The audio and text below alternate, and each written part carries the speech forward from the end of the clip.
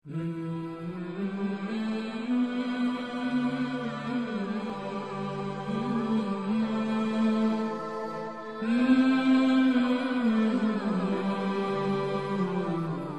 আলাইকুম ওয়া রাহমাতুল্লাহ। আলহামদুলিল্লাহি ওয়াহদা ওয়াসসালাতু ওয়াসসালামু আলা মান লা নাবিয়্যা বাদা আম্মা বাদ। প্রশংসা আল্লাহ সুবহানাহু ওয়া তাআলার জন্য, অতঃপর তারই প্রিয় হাবিব মুহাম্মদুর রাসূলুল্লাহ সাল্লাল্লাহু আলাইহি সাল্লামের উপর শতকোটি সালাত ও সালাম বর্ষিত হোক, আল্লাহুম্মা আমিন। আজ আমাদের ধারাবাহিক আলোচনার বিষয় প্রিয় রাসূল সাল্লাল্লাহু আলাইহি সাল্লামের চতুর্থ পর্ব। এই 4 নম্বর পর্বে আমরা রাসূলুল্লাহ সাল্লাল্লাহু আলাইহি সাল্লামের জীবনের আরও একটি অংশ জানার চেষ্টা করব ইনশাআল্লাহুল আজিজ। সো একেবারে সমস্ত কাজকে থামিয়ে দেন, রেখে দেন সাইডে এবং বসে পড়ুন প্রিয় মানুষের জীবনের কিছু অংশ শোনার জন্য। Get ready. ওকে, চলুন আমরা শুরু করি। আমরা 3 নম্বর পর্ব পর্যন্ত জেনেছিলাম খাদিজা রাদিয়াল্লাহু তাআলা আনহার সাথে রাসূলুল্লাহ সাল্লাল্লাহু আলাইহি সাল্লামের বৈবাহিক সম্পর্ক স্থাপন হলো। উভয়ে আল্লাহ তাআলার রহমতে সুখে সংসার করতে লাগলেন।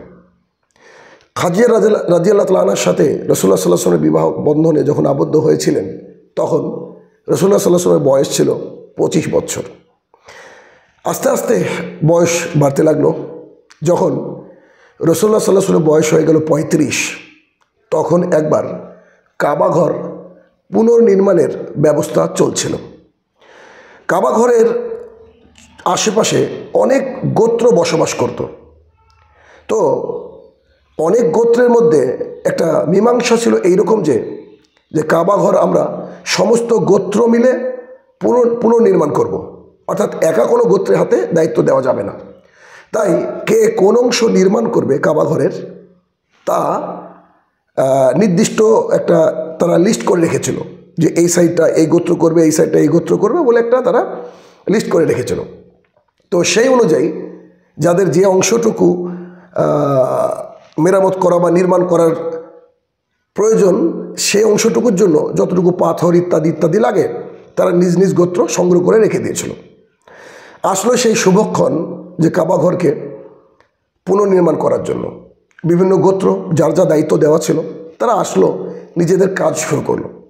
কাজ করতে করতে করতে যখন সবারই কাজ এসে একটা জায়গায় অবস্থান নিল, অর্থাৎ হাজরে আসওয়াদ, এই হাজরে আসওয়াদের কাছে যখন এসে সবাই মিলে দাঁড়ালো, তখন সবারই মনের মধ্যে একটা আকাঙ্ক্ষা ছিল যে আমরা নিজেরা এই হাজরে আসওয়াদকে প্রতিস্থাপন করব, দিয়ে একটা গৌরবময় বিষয় জাতির সামনে আমরা পেশ করার চেষ্টা করব। অর্থাৎ যেহেতু এটা জান্নাতের একটা পাথর হাজরে আসওয়াদ, এই ব্ল্যাক স্টোনকে যারা প্রতিস্থাপন করবে তারা সমাজের বুকে একটা আলাদা দিকে চলে যাবে বলে তারা মনে করত সেই সময়। একটা কাবাঘর তো আলহামদুলিল্লাহ আল্লাহ সুবহানাহু ওয়া তাআলার একটা নিয়ামত। কাবাঘরের মধ্যে অন্যতম জায়গা হচ্ছে হাজরে আসওয়াদ। তো এই জায়গায় যে কাজ করবে বা প্রতিস্থাপন করবে তাকে যেন ইতিহাস মনে রাখবে, যুগ যুগ ধরে মানুষ মনে রাখবে, এই বিষয় নিয়ে তারা সমস্ত গোত্র দাবি করে বসলো যে আমি আমাদের গ্রুপ বা আমাদের গোত্র আমরা হাজরে আসওয়াদকে প্রতিস্থাপন করব। তখন কেউ কাউকে ছাড়তে নারাজ, তখন তারা তাদের সিদ্ধান্তে অনড় থাকলো।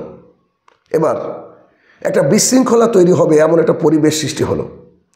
চারিদিকে তখন একটা সমস্যার বাতাবরণ সৃষ্টি হয়ে গেল। আকাশে যেন ঘন কালো মেঘের দেখা মিলল। এতদিন তো কাজ ভালো চলছিল, হাজরে আসওয়াদকে কে প্রতিস্থাপন করবে, কোন গোত্র, তা নিয়ে একটা যেন লুকিয়ে লুকিয়ে চুপি চুপি করে একটা বিবাদের দানা বাঁধছিল। পরিস্থিতি একটু ভয়াবহ হতে লাগলো। চারিদিকে সাজো সাজো রব, অস্ত্র শস্ত্র নিয়ে এক এক গোত্র যেন রেডি হচ্ছিল। যারা ওই সব গোত্রের মধ্যে দুর্বল লোক ছিল তারা এই আশঙ্কায় দিন গুনছিল যে কখন বোধহয় যুদ্ধ বেঁধে যায় এই হাজরে আসওয়াদকে কেন্দ্র করে। খুব একটা সমস্যার মধ্যে তাদের এই দিনপাত চলছিল। কি যে করা যায় এ নিয়ে এক মহা সমস্যার মধ্যে মানুষ দিন গুনছিল। ঠিক এ সময় তাদের এক বর্ষিয়ান নেতা আবু উমাইয়া মাখজুমি তিনি বললেন যে দেখো, আমি একটা কথা বলছি, তোমরা যদি মেনে নাও তাহলে আমার মনে হয় এটা সমাধান হয়ে যাবে। তখন সমস্ত গোত্রের মানুষ এক জায়গায় আসলো, এসে বলছে, কি বলতে চাইছেন বলুন। তখন তিনি বললেন যে আমি বলছি যে কালকে শবে সাদিকে অর্থাৎ সকালে ভোর ভোর যে এই কাবার মধ্যে প্রবেশ করবে প্রথম, সেই ব্যক্তি যে সিদ্ধান্ত দিবে সেই সিদ্ধান্ত আমরা সবাই মেনে নেব। তোমরা যদি আমার এই সিদ্ধান্তে সহমত হও তাহলে তোমরা আমাকে বলো। তখন সবাই বলল, হ্যাঁ সিদ্ধান্ত তো ভালো, দেখা যাক কালকে কে এই বাইতুল হারাম অর্থাৎ মসজিদুল হারামে প্রবেশ করে আর আমাদেরকে কোন সিদ্ধান্ত দেয়। সবাই অপেক্ষা করতে লাগলো। তখন সবাই খেয়াল করে দেখলো যে শুবে সাদিকে অর্থাৎ সর্বপ্রথম যেই ব্যক্তি কাবা গৃহে প্রথম পদচারণা করলেন বা প্রথম পা ফেললেন তিনি আর কেউ নন, আল্লাহ সুবহানাহু ওয়া তাআলার বিশেষ অনুগ্রহে তিনি ছিলেন মুহাম্মদুর রাসূলুল্লাহ সাল্লাল্লাহু আলাইহি সাল্লাম। সবাই এক বাক্যে রাসূলুল্লাহ সাল্লাল্লাহু আলাইহি সাল্লামকে দেখে বলে উঠলেন, চিৎকার করে উঠলেন, আরে এই তো আমাদের আলামিন, সুবহানাল্লাহ বিহামদি, ইনি হচ্ছেন আমাদের সত্যবাদী। তখনও কিন্তু নবুয়তের কোনো চিহ্ন দেখা যায়নি, তখনও কিন্তু কোনো ওহী আল্লাহর জমিনে আসেনি। কেউ জানতেন না যে তিনি পরবর্তী সময় মুহাম্মদ রাসূলুল্লাহ সাল্লাল্লাহু আলাইহি সাল্লাম শেষ নবী হবেন। তার আগেও তিনার কি চরিত্র, তিনার কি আমানতদারিতা, তিনার কি বিশুদ্ধ চিত্ত, মানুষ এগুলো জানতো। যার ফলে সবাই, সমস্ত গোত্রের মানুষ এক বাক্যে চিৎকার দিয়ে সেদিন বলেছিল, এই তো আলামিন, এই তো আমাদের সত্যবাদী, আমরা সবাই তাকে ভালোবাসি, তিনি যে সিদ্ধান্ত দেবেন আমরা একেবারে মাথা পেতে সেই সিদ্ধান্ত গ্রহণ করব, আমরা কোনো রকমের কোনো দ্বিমত করব না। সুবহানাল্লাহ বিহামদি। রাসূলুল্লাহ সাল্লাল্লাহু আলাইহি ওয়াসাল্লাম বিষয়টিকে জানলেন, জানার পরে বললেন, একটা চাদর নিয়ে আসো। কি বিচক্ষণ মানুষ, আল্লাহ সুবহানাহু ওয়া তাআলা আমাদের নবী করে পাঠিয়েছেন, সুবহানাল্লাহ। তো তিনি বললেন, একটা চাদর নিয়ে আসো। এটা চাদর নিয়ে আসা হলো, হাজরে আসওয়াদকে চাদরের মাঝখানে রাখা হলো। রাখার পরে রাসূলুল্লাহ সাল্লাল্লাহু আলাইহি ওয়াসাল্লাম বললেন, সমস্ত গোত্রের যিনারা হেড অব দ্য মানে গোত্র, আপনারা আসুন। প্রধান যিনারা গোত্রের তিনারা আসলেন।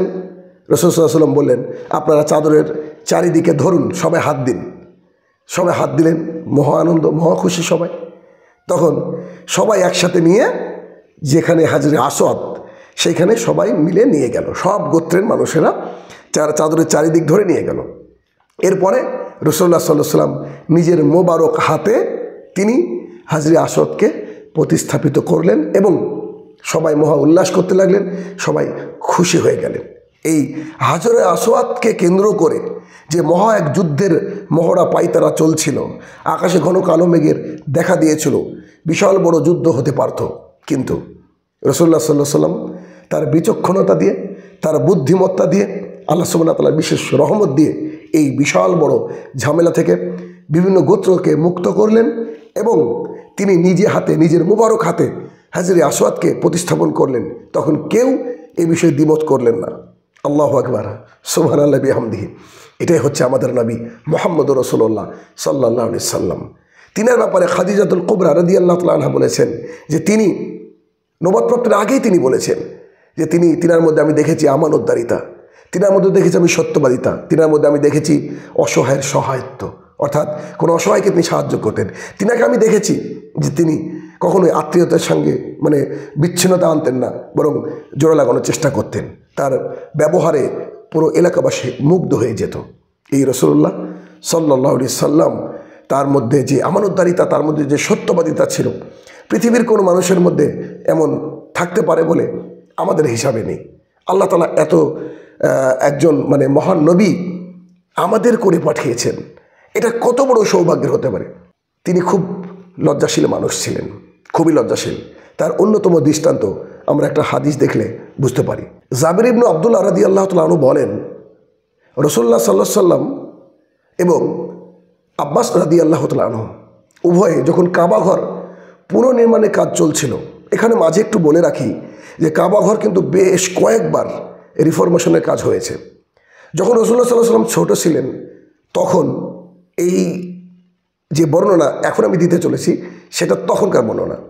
জাবির ইবনে আব্দুল্লাহ রাদিয়াল্লাহু তাআলা আনহু বলেন যে রাসূলুল্লাহ সাল্লাল্লাহু আলাইহি সাল্লাম এবং আব্বাস রাদিয়াল্লাহু তাআলা আনহু উভয়ে কাবাঘর নির্মাণের সময় নিজের ঘাড়ে করে পাথর বা ইট বহন করছিলেন। এমত অবস্থায় তার ঘাড়ে লাগবে বা ক্ষত হয়ে যাবে এটা দেখে আব্বাস রাদিয়াল্লাহু তাআলা আনহু বললেন যে তুমি লুঙ্গিটাকে খুলে ঘাড়ে বেঁধে নাও। যখন তার লুঙ্গিটাকে টান দিয়ে খুলে তার ঘাড়ের উপরে দেওয়া হলো, রাসূলুল্লাহ সাল্লাল্লাহু আলাইহি ওয়াসাল্লাম চিত হয়ে মাটির উপরে পড়ে গেলেন এবং তার চোখটা আকাশের দিকে তাকিয়েছিল। তখন তিনি বলতে লাগলেন, আমাকে তাড়াতাড়ি লুঙ্গিয়ে দাও, আমাকে তাড়াতাড়ি তা পরিয়ে দাও। হাদিস বুখারীর। কতটা লজ্জাশীল মানুষ তিনি ছিলেন, আল্লাহু আকবার। কত ছোটোবেলায়ও তার মধ্যে তার কত লজ্জাশীলতা প্রকাশ পেয়েছে সেই সময়।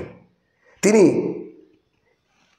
জাহিলি আরবের সমাজে থাকার পরেও কোনো দিন কোনো মূর্তির সামনে মাথা নত করেননি। এটা নবুয়তের পূর্বের কথা বলছি। তিনি বিভিন্ন মদখোরদের সাথে চলতেন, হয়তো তার গ্রামের, কোনো দিন মদপান করেনি। জাহালাতের সময় যখন বিভিন্ন দেবদেবীর পূজা করা হতো, তার অনুষ্ঠানাদি হতো, সে সময়ও তিনি কোনো দিন কোনো অনুষ্ঠানে অংশগ্রহণ করেননি।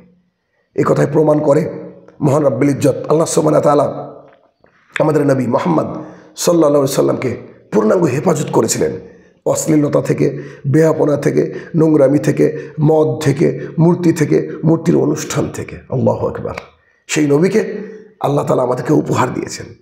সো অবশ্যই তার কথা আমাদের পূর্ণাঙ্গভাবে মেনে চলা উচিত বলে আমি মনে করি। আজকে এই পর্যন্তই। ইনশাআল্লাহ আজিজ, আমরা আবারও সামনে কোনো পর্বে আবার আসবো রাসূলুল্লাহ সাল্লাল্লাহু আলাইহি ওয়াসাল্লামের জীবনের কোনো এক সুন্দর ক্ষণ নিয়ে। সে পর্যন্ত আল্লাহ তাআলা সবাইকে সুস্থ রাখুক, সবাইকে ভালো রাখুক, সবারই দিন সুন্দরভাবে কাটুক, আমরা এই কামনাই করি। আল্লাহ তাআলা তৌফিক আদা করুক। আমিন। আসসালামু আলাইকুম ওয়া রাহমাতুল্লাহি ওয়া বারাকাতুহু।